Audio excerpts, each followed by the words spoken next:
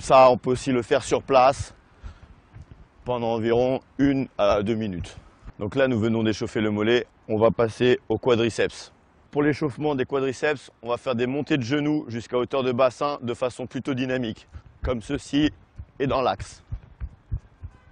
Nous allons passer maintenant à l'ischio-jambier, qui est le muscle antagoniste du quadriceps, sur une série de talons-fesses.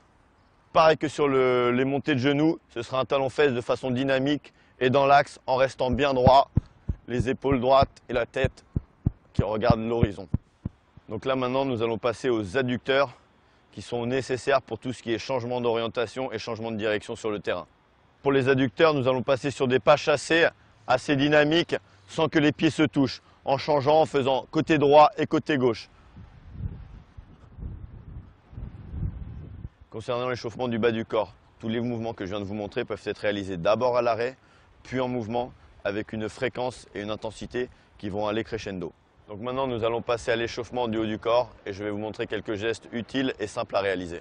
Pour commencer l'échauffement du haut du corps, nous allons commencer par le bassin sur un échauffement dynamique avec des mouvements de droite à gauche en variant le sens.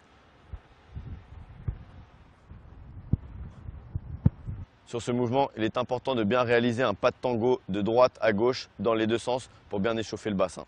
Pareil que sur le bas du corps, maintenant nous remontons. Nous allons échauffer le haut du corps, à savoir la ceinture scapulaire avec les épaules. Et ensuite, les cervicales. Et tout ceci peut être fait en sautillant, en avant et en arrière.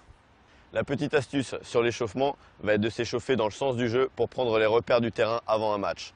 Il ne faudra pas oublier les articulations, à savoir les chevilles, un petit peu les poignets parce qu'on peut chuter sur le terrain et bien sûr le cou comme on a échauffé tout à l'heure.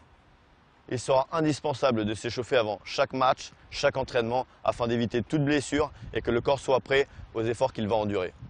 Il sera indispensable à la fin de chaque échauffement de bien s'étirer, étirer toutes les chaînes musculaires que l'on a travaillées.